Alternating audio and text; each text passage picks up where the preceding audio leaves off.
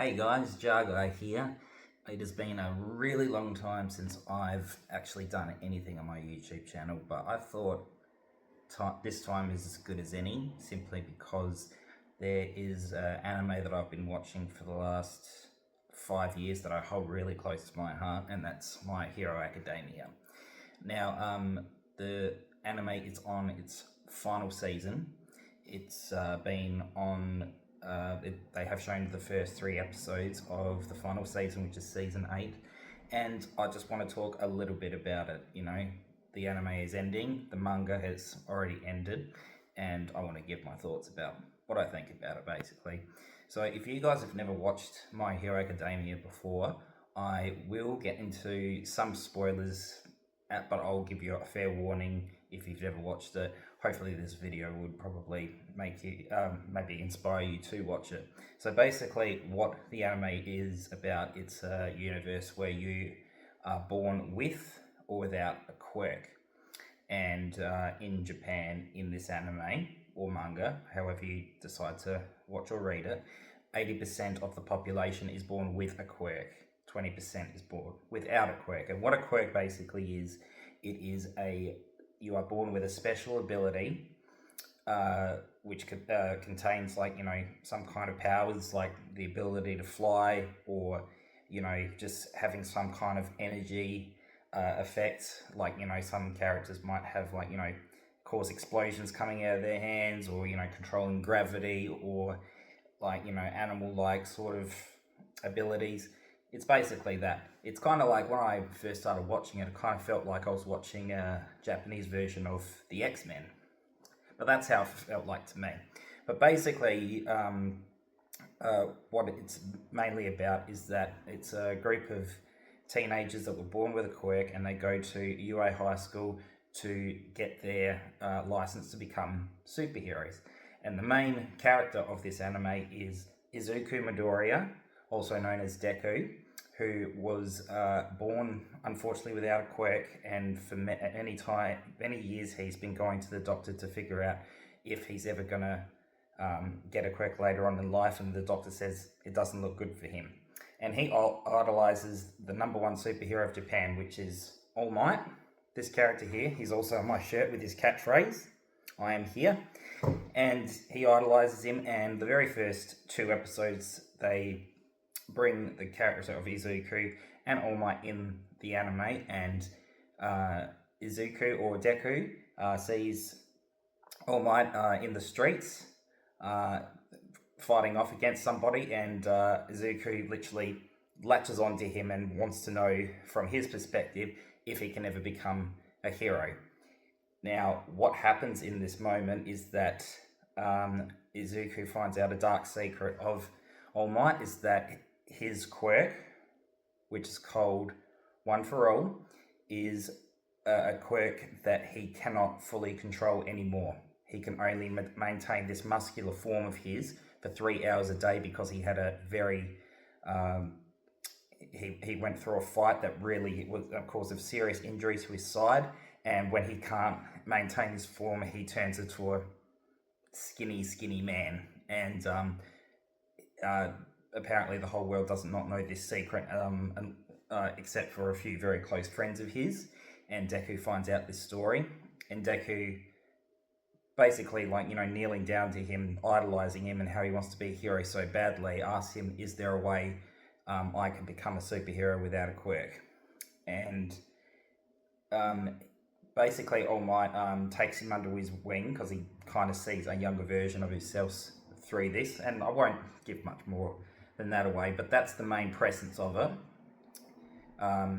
All Might and Izuku have this secret about how he's not going to be able to use this quirk anymore, but he figures that Deku could be his successor. So, going through training in secret, and then a funny thing that happens in the second or third episode, after a few intense months of training, he pulls out a piece of his blonde hair and he gives it to Deku and says, "You have to eat this, and then my DNA is going to be infused in your DNA, and your quirk, your journey into having this quirk that I have inherited is going to be a part of you. So basically, that's how it starts. And Deku goes to high school and he meets so many people that are very interesting people. They all have a different quirk, they all have a different special ability, and they go to high school to basically learn how to use their quirk and possibly even perfect it and make it more powerful, and eventually get their license to become superheroes. And what I really like about this anime is that all of these characters have a very strong friendship with each other. It's in fact the only thing that I've ever watched in my life. I can't pick a favorite character because I love all of them. You know, I love Deku, I love All Might, I love Todoroki, I love Uraraka, I love Froppy, Ida, Tokuyami. I love all of them. I even love the villains. Because there's a lot of villains in this anime too. And I even like all of those characters because they all have a reason to be a villain. You know, you all hear about what's happened to their past, what has made them the way they are. They all have a reason to want to be a hero or a villain.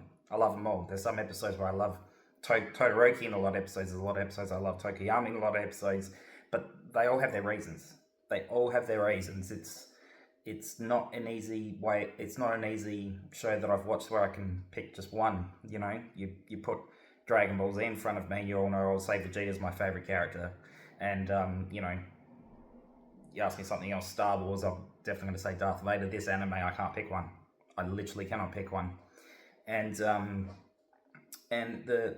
there's also another interesting part of the story, which is Deku has idolized somebody that his age that's had this quirk this whole time, and his name is his name is Bakugo, and he's also known as Garchan, which is a childhood name that he's called him all these years. And they have a very big rivalry in this anime that's very similar to Goku and Vegeta's as well. So the first few, if I'm going to be honest with you, the first season and the second season I really enjoyed. The third season, things start to change up in terms of where these characters are going to go to perfect their abilities and where they're going to be in the future. And I will say that season 4 and 5 is kind of like the okay seasons. But when you get past those two, I got to tell you, when I watched season 6 and 7, oh my god, it gets so good. It gets so good, because this is when the anime turns into Tide. So a little spoiler here, obviously there's going to be a huge battle between all these heroes and villains, and it just goes to an absolute tailspin. And the other thing about this anime is that it's, even though Izuku Midori is the main character, the anime sometimes leapfrogs in the narrative. Sometimes 5 episodes they'll go and tell you about one group of students that's using this quirk and getting into these battles with these villains. Then it goes over and tells you, a group about another of what they're doing. A lot of that is in season 4 and 5, but season 7 and 6 they do the same thing, but they're really getting into where their character is going, and it's great. And it's like I said, season 8 has only just started, and I have watched the first 3 episodes, and so far so good. And I have heard that this is going to be a short season. Apparently it's only going to be 12 episodes long.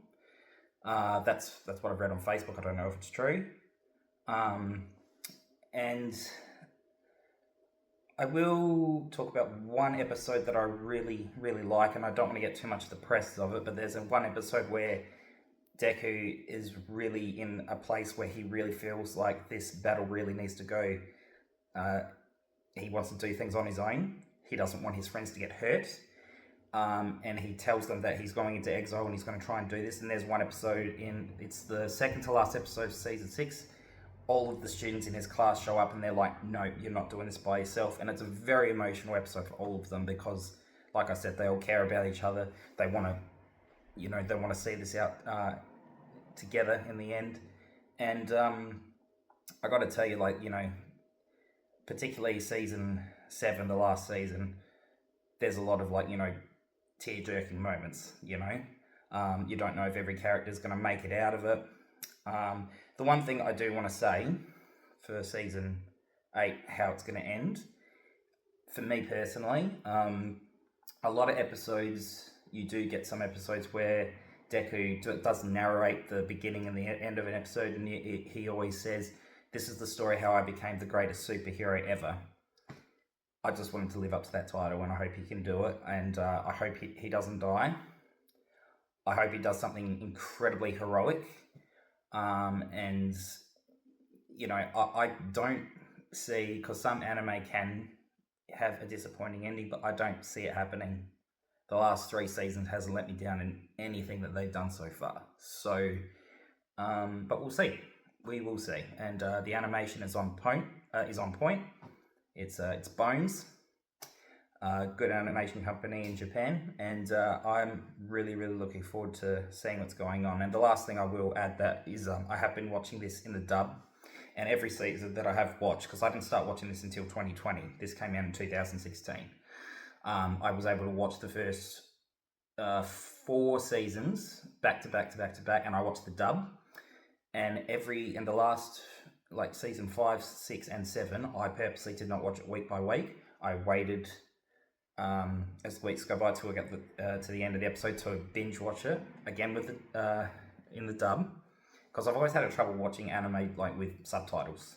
I just can't do it. I remember the first time I tried to watch Attack on Titan, and that was really difficult watching it in the dub because they talk really fast and they're punching really quick. But I've decided consciously to watch it as the sub version this season, only because I don't want social media ruining the ending or any episodes for me. So that was my decision.